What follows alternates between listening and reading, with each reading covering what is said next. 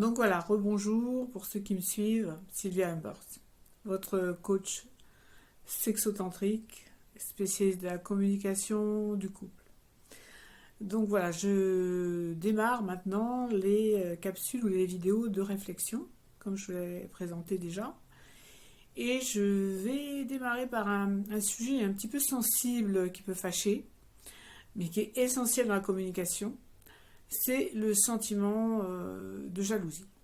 Voilà. Jalousie, bon, bien sûr pour la personne que l'on convoite, qui n'est pas encore avec nous, éventuellement de son partenaire avec qui on commence une relation, ou avec qui on est déjà en relation depuis un petit moment, et également la jalousie qui peut aller dans plein de domaines, hélas. Bon, mon cheval de bataille, moi, c'est quand même la communication dans le couple. Et pour moi, c'est essentiel de pouvoir travailler là-dessus. Donc, vous allez peut-être pouvoir vous reconnaître, me dire oui, c'est vrai, bon, j'abuse un peu, oui, c'est vrai, je suis comme ça. Bon, je suis assez vite dans l'émotion et cette émotion me donne un sentiment de jalousie. Bon, on va voir différentes choses, comment on perçoit ça. Aussi également, vous pouvez avoir un compagnon ou une compagne ou une nouvelle rencontre qui vous paraît être dans ce cas-là un petit peu, tiens, elle commence à me dire où tu vas, qu'est-ce que tu fais, pourquoi t'es pas avec moi, tout ça, bon. Donc c'est pas bon. On peut pas commencer comme ça c'est ouf, c'est dangereux, très très dangereux. Voilà, bon. Donc cette capsule va être quand même beaucoup plus longue que les autres. Cette vidéo va être plus longue car je vais vous donner des exercices faciles mais à faire. Vous me pardonnerez que parfois je vais lire ce que j'ai écrit pour vous parce que il faut quand même qu'il y ait un fil conducteur. Et quand on parle comme ça librement, parce que moi je parle souvent extrêmement facilement, librement, quand même c'est mon expérience qui parle depuis des années, et j'ai reçu la facilité de pouvoir m'exprimer. Donc tout le monde ne l'a pas. Donc j'aime bien vous parler en direct. Mais là quand même j'ai un fil conducteur. Parce qu'il y a quand même une réflexion. Voilà.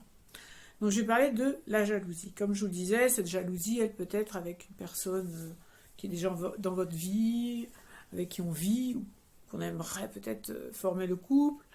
Ça peut être quelqu'un où on a des attentes aussi, parfois.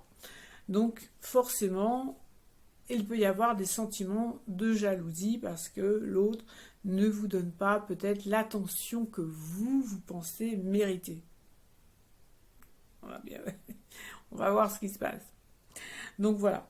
Donc ça c'est très important. Et puis j'irais dire aussi que, je reprends une chanson bien connue, il y a trop de gens qui t'aiment. Voilà. Alors ça aussi parce que voilà, on a une vie. On ne vit pas sur une île déserte, on n'est pas tout seul. Donc forcément, quand vous allez rencontrer quelqu'un, il a sa vie, il a déjà une vie. À moins de sortir de l'œuf, d'être adolescent, d'avoir 15 ans.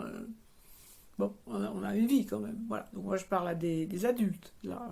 Donc ces personnes-là ont déjà une vie avant avant la rencontre, ou alors vous faites déjà partie de la vie de cette personne, mais à un niveau plus amical ou professionnel ou relationnel. Mais quand même, il y a trop de gens qui t'aiment. Ah, donc il y a trop de gens autour de toi, ils me font de l'ombre. Tu t'occupes d'eux, moi j'existe pas, tu me vois pas, et compagnie. Bon, alors ça y est, on est parti. Donc voilà. Alors il y a trop de gens qui t'aiment, si c'est vraiment une personne qu'on côtoie et qu'on connaît bien, c'est bon signe. Ça veut dire que cette personne est appréciée des gens, elle sait faire du relationnel, elle sait être amie avec des gens, elle sait s'occuper des autres, elle est présente. Les gens ne l'aiment pas pour rien, à moins d'être une star internationale. Bon, moi je parle pas de ça, je parle des gens comme nous, de la vie quotidienne. Donc cette personne, si elle a beaucoup de gens autour d'elle qui semblent l'apprécier, c'est un bon point pour elle. Donc il ne faut pas commencer à se dire, ah oui, mais alors moi, là-dedans où je suis, deux secondes. Tu vas venir, tu vas prendre ta place gentiment. Voilà, il faut mériter sa place, comme on dit. Voilà, il n'y a pas que juste, ouais, moi je t'aime, alors tu dois m'aimer. Bah, oui, ok. Bon, ça se passe pas comme ça. Hein. Faut pas être gamin, faut pas être enfantin. Faut quand même être adulte. Hein. Faut avoir une réflexion normale, posée, sereine, si je puis dire.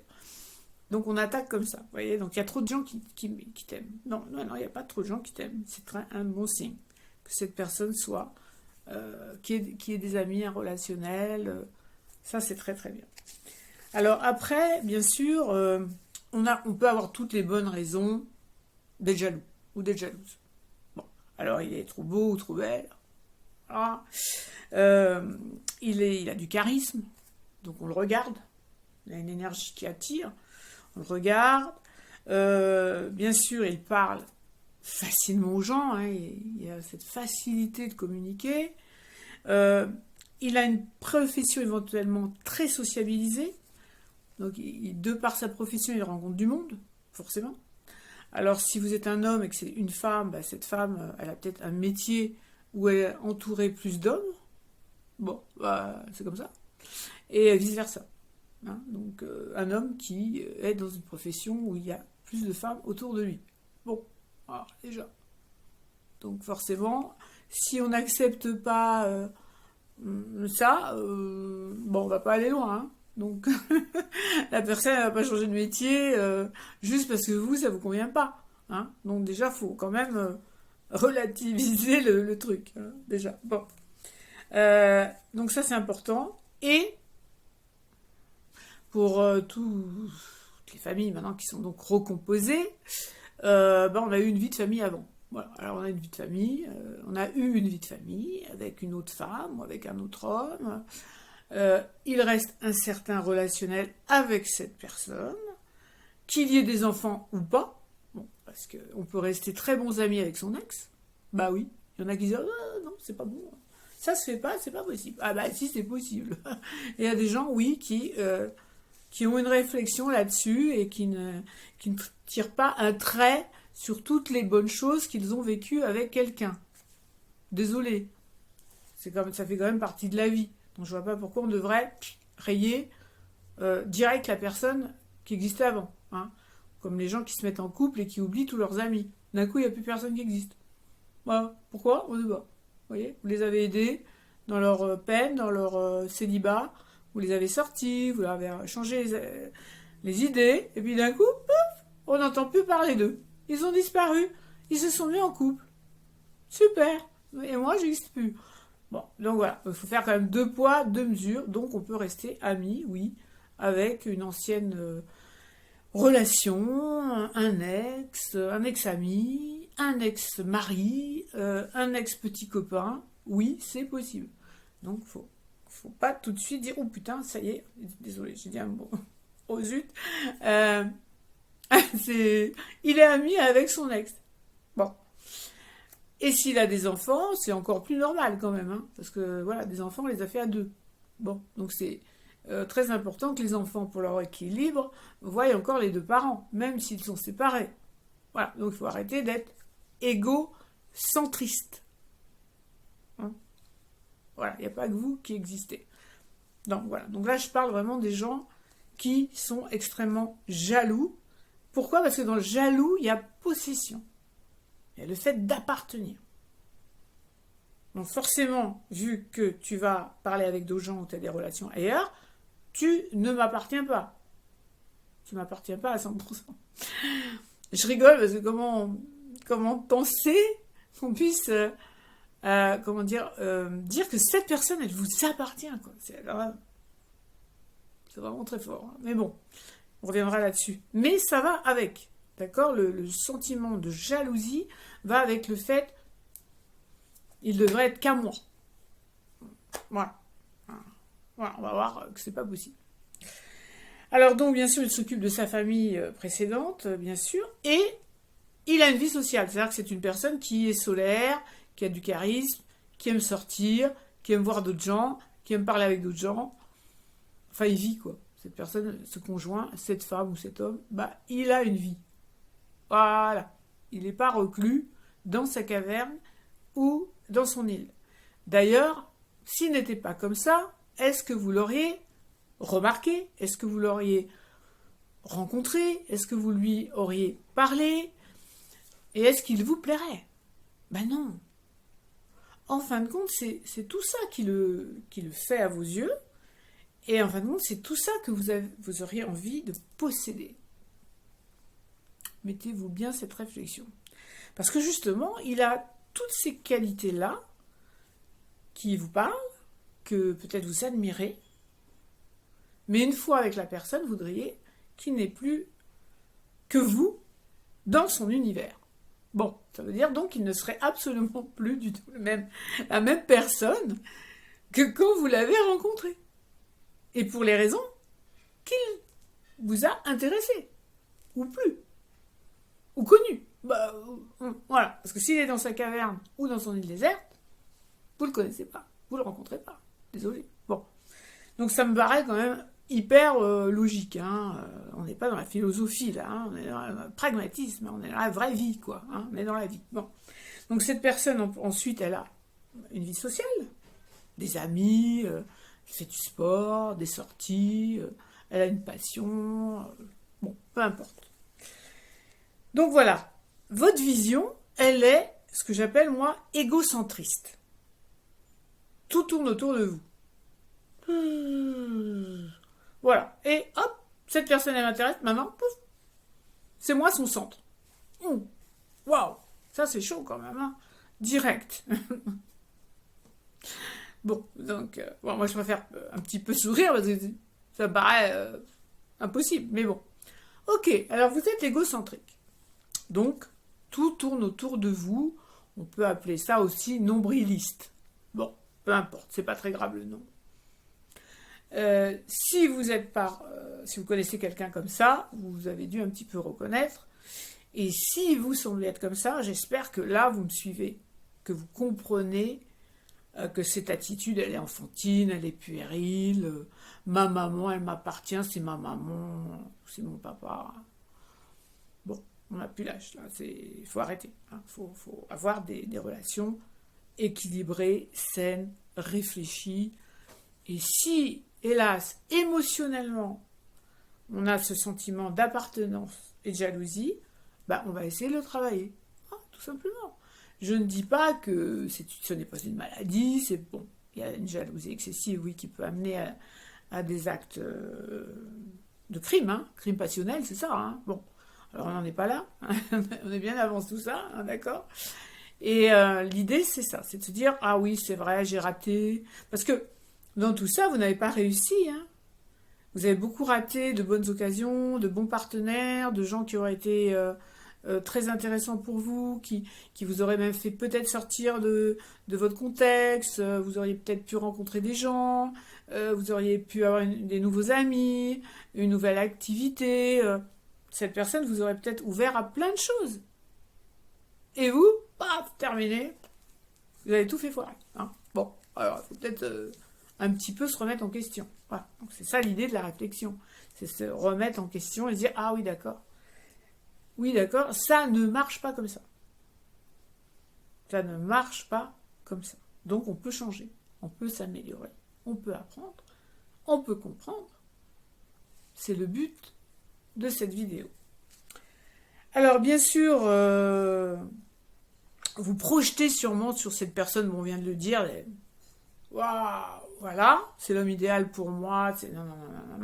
Mais, ou une femme idéale, mais cette femme ou cet homme, il a une vie avant vous. Voilà, il ne sort pas du monastère. Non. Donc ça, il faut que vous l'acceptiez. Ça, c'est la première chose. Ensuite, dans votre vision, parce que vous avez une vision, une projection de l'autre, comment il devrait être avec vous, avec votre vision à vous. Voilà.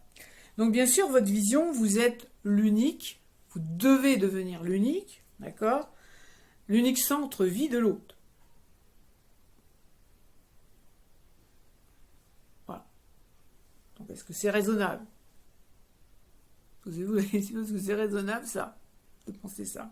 Ça ne veut pas dire que cette personne ne va pas avoir des sentiments envers vous, même s'il a encore un relationnel autour de lui. Il faut bien faire la part des choses. Attention, on va y venir. Bon. Et déjà, on est sur le sentiment de jalousie. On va travailler sur beaucoup de choses, il y a beaucoup de choses à voir. Hein. Donc vous êtes l'unique, il devrait penser que vous êtes l'unique. Voilà. Et ensuite, tout ça, ce n'est qu'une perception mentale de vous-même, une projection de vous à l'intérieur du couple. Mais comment l'autre doit vous voir vous. Mais vous, à aucun moment, vous ne voyez l'autre. C'est à sens unique. Bon, souvent je vais sourire parce que c'est fou quoi. Ce n'est pas possible, c'est puéril, c'est enfantin. C'est mon jouet, je le prête pas, je le veux à moi. Il est unique, c'est mon joujou. Personne ne touchera mon joujou. Bon, non, c'est un être humain qui a une vie. Voilà. Donc ça c'est important. Et bien sûr, tout se trouve au centre de votre vision. Ça, c'est hélas. Alors, voilà l'exercice. On a compris, hein, là, je pense que vous avez bien compris où vous êtes. Où se positionne votre future compagne, compagnon, ou actuellement dans le couple. Comment ça fonctionne. Ou comment ça a démarré, hein, parce que souvent, et là, c'est quelque chose qui démarre tout de suite. Hein, ça se fait pas attendre, hein, ça c'est pas possible. Hein. La personne qui est comme ça, c'est tout de suite, après le premier rendez-vous, peut-être même avant. Tu m'as pas rappelé, j'ai pas de nouvelles de toi. Pourquoi tu me dis pas si tu veux venir avec moi faire ci ou ça? Des fois, ça démarre déjà là. Hein. Bon. Alors, l'exercice.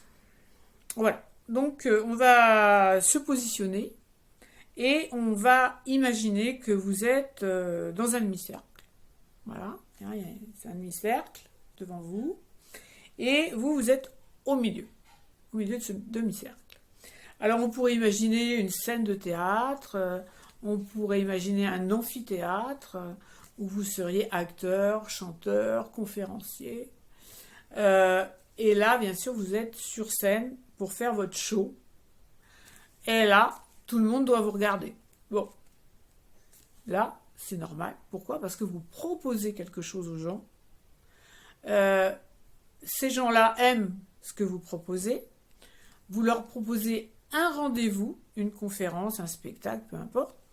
Et là, les gens viennent vous écouter ou vous regarder. Bon, un peu comme nous, on va faire dans les conférences et les vidéos. Bon, c'est que le sujet vous intéresse. Donc, effectivement, vous allez vous mobiliser pour écouter la personne. Donc, vous vous situez là. Vous êtes celui qui veut être vu, qui veut être écouté. Parfait. Mais qu'est-ce que vous donnez en échange pour qu'on vienne vous voir et vous écouter? Juste, moi, je suis. Et je veux que tu me regardes. Et je veux être l'unique. Donc, c'est suffisant, ça. Donc, on est toujours dans le problème d'égocentrique. Moi, je quoi? Rien du tout. C'est pas parce que... Alors, vous pouvez être le plus bel homme du monde, la plus belle femme du monde... Bon, je parle pas des célébrités, là, c'est encore un autre truc. Je parle dans la vie commune. Vous pouvez avoir un très bel homme, très belle femme. Bon, ok. Mais ça ne va pas suffire. Ça ne va pas suffire, surtout si on veut une relation, une vraie relation. Voilà. Si c'est pour juste un soir, s'amuser, aller au hockey, ukulélé, on y va, on se plaît bien physiquement, puis voilà. Moi, je ne parle pas de ça. Hein. Moi, je parle d'une vraie relation. Voilà, donc si on veut établir une vraie relation, il va falloir quand même avoir une substance plus intéressante auquel on va pouvoir se dire oui, cette personne m'intéresse à mon tour. Oui, il y a un échange. Hein, bon, voilà. Donc ça c'est très important. Donc vous êtes vous êtes l'artiste là sur scène. Vous avez des gens autour de vous. Et puis, hélas, vous n'êtes pas un vrai artiste et vous n'offrez que le fait que vous voulez qu'on vous regarde. Point barre. Bon, voilà, c'est tout. Alors là, ça, c'est pas possible. D'accord? Donc, bien sûr, là, vous devez faire un effort pour que les autres qui sont autour de vous, en face de vous, ou la personne que vous ciblez, s'intéresse à vous, tout simplement. Pour des bonnes raisons, pas pour des mauvaises raisons. Voilà, c'est important. Pas parce que vous avez été loué la dernière robe Christian Dior et que vous êtes apparu à une soirée, je ne sais quoi, ou que vous êtes venu en smoking, je ne sais quoi, et que la personne, waouh, elle flash sur vous physiquement, mais après, qu'est-ce qui se passe quand vous aurez enlevé et que vous redeviendrez habillé comme à la ville, euh, normalement, comme tout le monde aujourd'hui, euh, qu'est-ce qui se passe? Donc voilà, il faut arrêter. Voilà. Donc voilà, vous n'êtes pas orateur, ni acteur, ni chanteur, le reste de vos relations. Donc maintenant, l'idée est de vous repositionner. Voilà. Et bien sûr, d'établir un regard vers l'autre. Pour qu'on vous regarde, il faut regarder l'autre et voir qu'est-ce que cet autre a besoin aussi. C'est quoi qui le fera s'intéresser à vous? Qu'est-ce qui le fait vibrer? Donc ça, c'est très important. Il faut construire et donner pour recevoir. On le dit souvent, les gens sont au courant, mais vous ne le faites pas. Pourquoi? Parce qu'il y a ce sentiment d'appartenance et de jalousie, et vous voulez à tout prix que cette personne soit à vous. Donc forcément, vous n'avez absolument pas le bon comportement. C'est ça que je suis en train de vous dire. Voilà.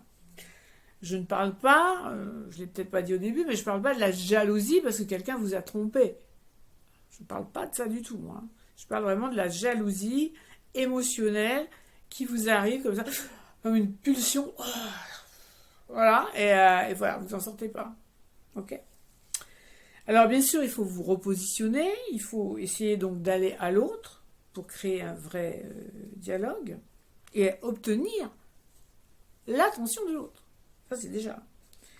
Pour tout type de solution, de situation, qu'elle soit amicale, professionnelle, couple ou dans la famille. Hein, pareil, de se laisser, comment dire, avec ses enfants. Ça peut être tout simplement avec ses enfants.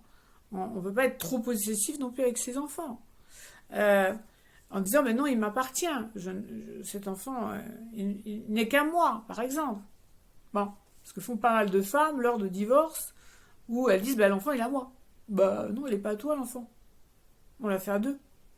Donc, non, ce positionnement-là non plus n'est pas le bon. Tout simplement, peut-être parce que votre mari divorce pour aller faire une autre famille ailleurs. Oui, ça fait pas plaisir. Mais il faut regarder qu'est-ce qui s'est passé avant. Bon, c'est pas le cours. Enfin, c'est pas la vidéo. C'est pas la réflexion. Je ne veux pas appeler ça un cours, désolé. C'est une réflexion. Donc voilà, donc on essaye déjà de voir un petit peu comment on va communiquer. Et bien sûr, votre regard doit changer. Le moi, le je. Voilà. Donc là, c'est pas bon. Ok. Bien sûr, il faut on voudrait rester le centre du monde, mais il faut être à la hauteur de cette attente. D'accord? Parce que si on veut vraiment rester à un niveau vraiment où la personne vraiment ne pense que par vous, ou ne jure que par vous, ou peut-être même vous adule, c'est pas pour rien. C'est que vous avez réalisé des choses, que vous avez pu faire des choses pour cette personne, à un haut niveau, et pas qu'une fois. Et pas qu'une fois. Donc là, oui, il y aura des personnes dans votre vie qui vont dire « Oh là là, cette personne, vous savez, ça envoie du lourd, hein. C'est pas n'importe qui, vraiment. Elle a fait ci ou il a fait ça. » J'ai toute ma gratitude, j'ai toute mon attention pour cette personne. Voilà. Mais c'est pas parce que vous aurez dit « moi, je » que ça marchera. C'est parce que vous aurez réalisé des choses pour l'autre. Et souvent sans penser à vous, en plus. Sans demande de retour de rien. Parce que vous l'aurez fait par générosité, par envie, par amour, par esprit d'équipe, par esprit humaniste. Donc on revient à vous. Le moi-je, ça marche pas. Alors, dans le couple qui va se former. Donc déjà, c'est pour, vous voyez, rentrer dans une possibilité de relation. On imagine maintenant que le couple se forme. Si votre position reste égocentriste, le sentiment de jalousie va immédiatement sortir. Enfin, c'est obligé, d'accord? Pourquoi il ne me voit pas? Pourquoi il parle aux autres? Pourquoi non, il fait ci et pas avec moi? Pourquoi? Bon, alors, il y aura plein de trucs à dire, hein. Il y aura que ça. Vous allez trouver que des trucs négatifs, de toute manière. Voilà, mais vous n'allez jamais regarder la liste de il fait ça avec moi. Il a pris du temps avec moi quand normalement il était occupé. Il n'a pas vu ses amis et il a préféré venir avec moi. Bon, vous voyez, ça vous ne le voyez pas. Ça n'existe pas. Toutes les fois où lui ou elle fait vraiment quelque chose pour être avec vous, quand normalement c'était pas trop le moment, c'était un peu chaud, ça vous ne notez pas. Donc veuillez le noter s'il vous plaît. Notez les fois où votre partenaire a commencé à dirons-nous, prendre du temps là où il n'en avait pas pour être avec vous. Voilà, notez-le. Et ne soyez pas toujours dans le négatif. Ça ne fonctionne pas. Voilà. À moins qu'il vous ait vraiment promis ce jour-là d'être avec vous et qu'il n'a pas pu. Oui, on va demander, bah dommage, on devait être ensemble, qu'est-ce qui s'est passé? Mais vous lui faites pas une crise de jalousie, quoi. Vous demandez d'abord qu'est-ce qui s'est passé. Qu'est-ce qui t'est arrivé? Qu'est-ce qui s'est passé? On avait décidé d'eux et puis ça s'est pas fait. Bon. Voilà. Ouais, parce qu'on est quand même dans un début de couple qui se forme. Ça fait pas 20 ans qu'on se connaît. Bon, voilà. Et au bout de 20 ans, on a le droit aussi de demander mais qu'est-ce qui s'est passé? Sauf qu'au bout de 20 ans, généralement, on sait déjà qu'est-ce qui s'est passé. Bon. C'est encore un autre sujet. Bon. Donc, il y a ça. Alors, interrogez-vous sur tous les questionnements qui viennent à vous. Et ceci, et pas cela, et tatati, et tatata. Donc, faites une liste de tout ce qu'il a déjà fait, ou elle a déjà fait, pour être avec vous. Hein. Avant de commencer à dire, il fait rien avec moi. Hein, d'accord? Faut équilibrer quand même le question-réponse, s'il vous plaît. Vous souhaitez de l'attention. Donnez de l'attention. Voilà. Je ne sais pas si vous commencez à être en couple, même si vous n'habitez pas encore ensemble.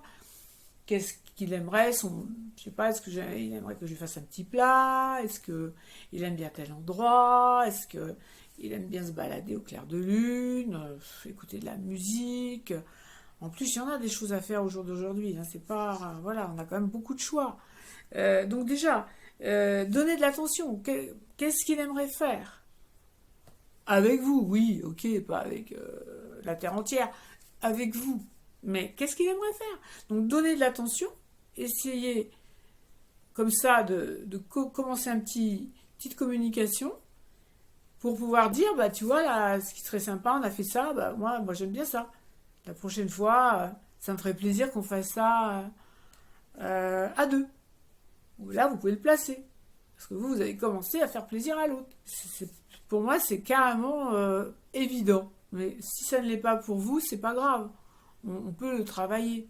Vous voyez, on peut le travailler.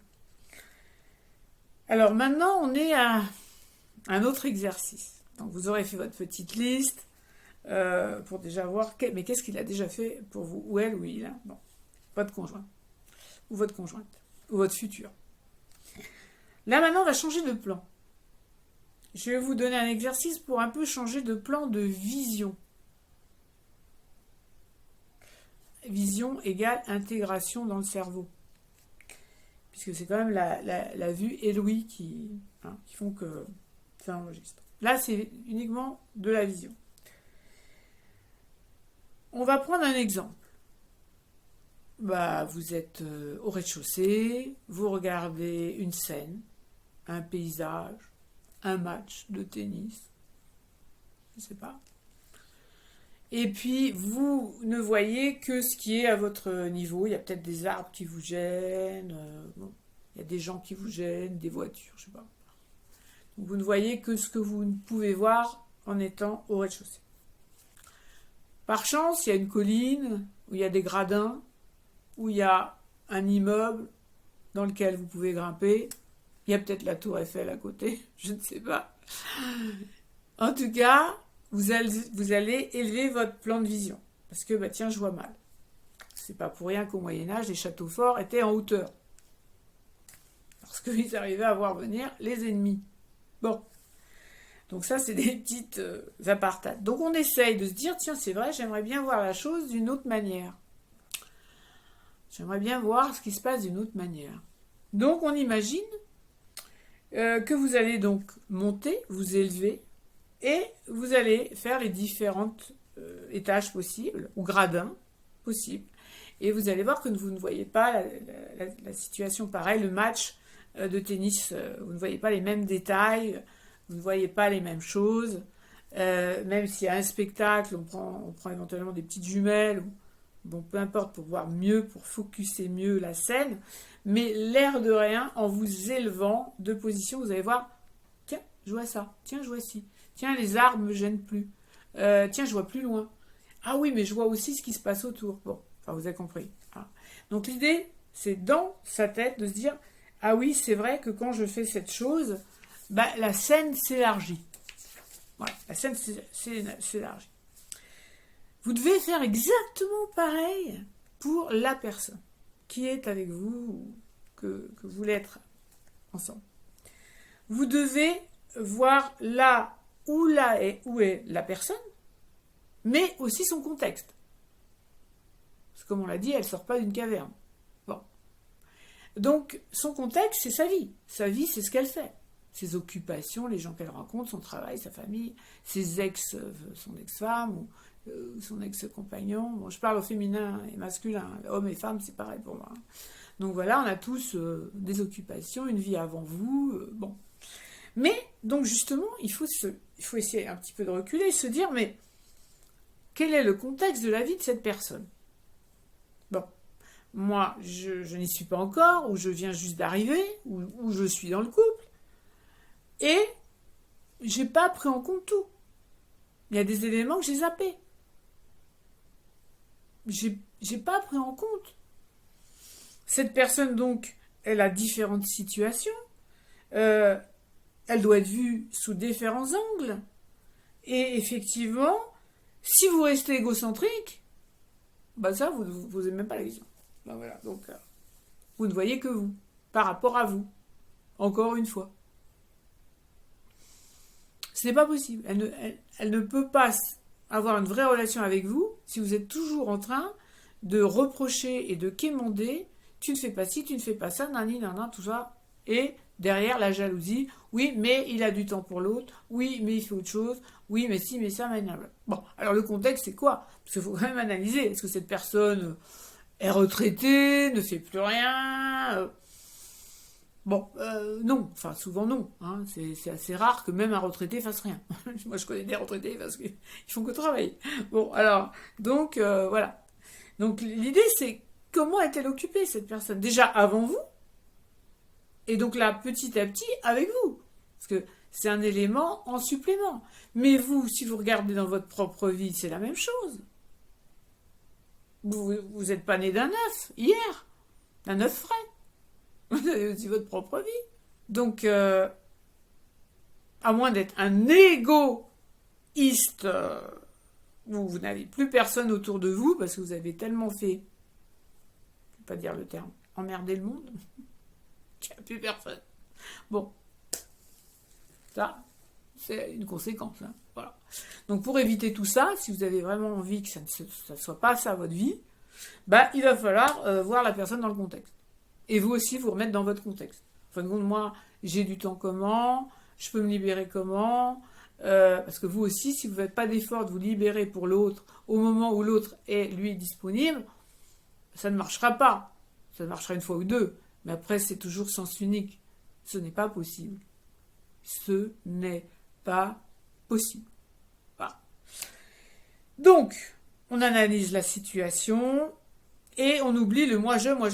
Hein, d'accord? Et donc, on ne peut pas rester bloqué au centre de la scène sans rien offrir en échange. Votre vision, elle est toute petite. Vous devez voir au loin, plus haut, tout ce qui se passe autour. Voilà. Ok? Là, c'est très important. C'est la réalité de la perspective. Moi, j'appelle ça la 7e perspective. Comme si j'étais arrivée au 7e étage, ou comme si j'avais eu 7 jours devant moi, pour refaire le monde. Mon monde à moi. Donc la 7e perspective. Ça, c'est très important. Et d'essayer de se dire, ah, ok, effectivement, quand je suis montée au 7e étage, je ne voyais pas la chose pareille. La scène était vraiment différente. Je voyais des choses différentes. Effectivement, mais elles existent. C'est la vérité, c'est la réalité que vous ne voyez pas quand vous êtes dans le moi, je, l'égocentrique, tout tourne autour de moi. C'est moi, mais non, ça ne marche pas comme ça. Donc je reviens maintenant, donc voilà, faites ce 2e exercice qui est intéressant et essayez de voir en perspective qu'est-ce qui se passe. Si vous habitez un immeuble, vous le savez, hein, quand vous êtes en bas, vous voyez autre chose, et quand vous êtes en haut, ça n'a rien à voir. Bon, alors c'est déjà fait. Si vous avez un théâtre autour de vous, vous verrez bien, vous montez dans les gradins, ou un stade, vous montez dans les gradins, c'est pas pour rien que les places VIP sont au milieu et plutôt en haut. Ce n'est pas pour rien qu'on met les gens VIP à une perspective différente. Bon, voilà. Grimpez dans un château fort, les ruines d'un château fort, vous verrez que le château fort, il domine la plaine. Hein. Donc, voilà. Bon, c'est... et on était au Moyen-Âge, donc vous avez déjà compris le minimum pour se défendre. Donc, voilà, on peut plaisanter, hein, d'accord, je donne juste des petits exemples pour que ça percute. Donc maintenant, je reviens à votre sentiment de jalousie. Parce qu'on en est, hein, parce que tout ça est là. Hein. Vous n'êtes plus le centre, mais vous vous déplacez enfin dans la 7e perspective. Ça y est. Commencez à prendre du temps pour voir, pour avoir une autre vision. Et votre cerveau, en même temps, commence à se dire, oui, c'est vrai, ton sentiment là revient, parce que voilà, t'as ça depuis très longtemps, mais n'oublie pas que si tu regardais en perspective, ça irait mieux et tu trouverais des bonnes réponses.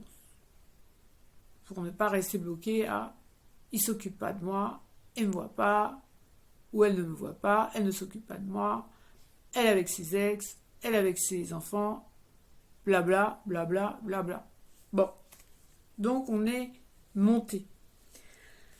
Donc normalement, si vous arrivez à faire bien les 2 exercices que je vous ai donnés et que à chaque fois que l'émotion de jalousie ou de ne pas être la seule personne qu'on regarde, ça devrait vous donner déjà une petite réflexion et non là j'abuse, non c'est abusé, j'exagère, non j'abuse.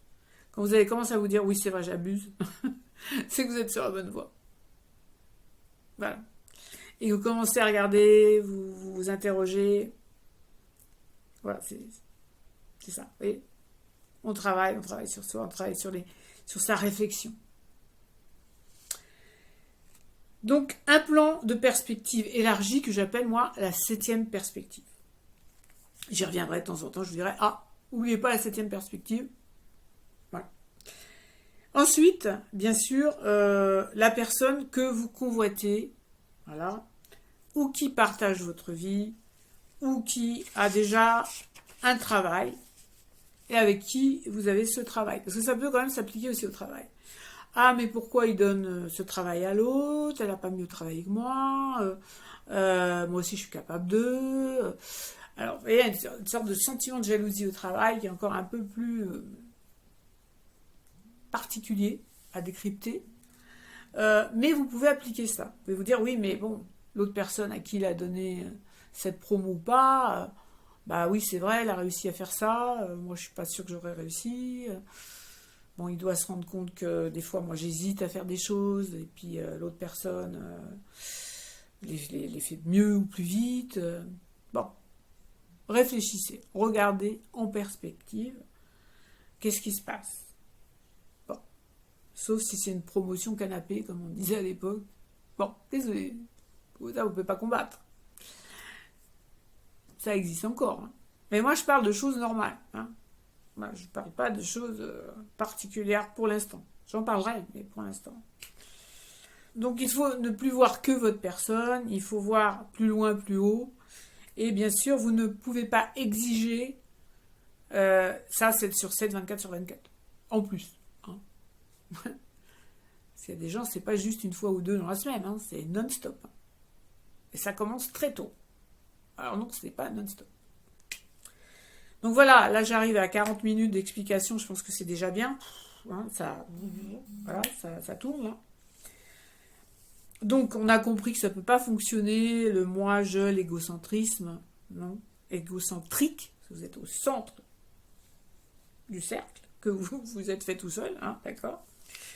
Vous ne pouvez pas avoir une vie vraiment à deux s'il n'y a pas de partage. Voilà, on équilibre les choses, toujours.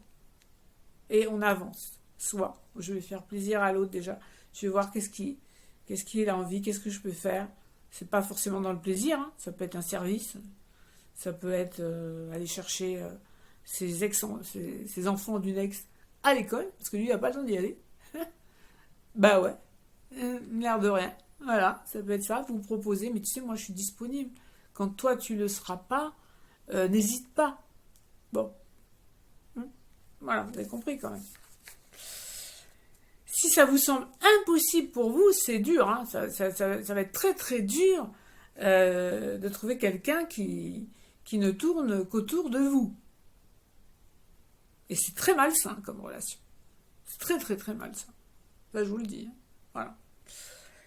Donc, si vous vous acceptez d'accorder à votre tour une attention aux autres, eh bien, vous avez gagné. Vous avez gagné. Vous avez gagné.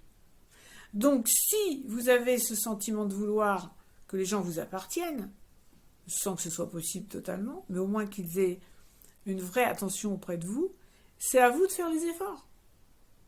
Voilà, c'est à vous de montrer que.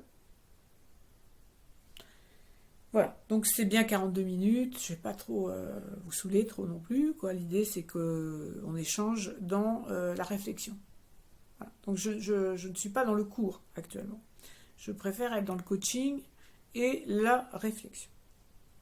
Bien sûr, toujours pareil, si vous avez des idées, si vous avez été confronté à ces problèmes, n'hésitez pas à m'écrire, n'hésitez pas à me dire, surtout si vous avez des solutions, si vous en êtes sorti grâce à ça ou ça, peut-être même des techniques, n'hésitez pas, parce que franchement, voilà, tout est bon à apprendre.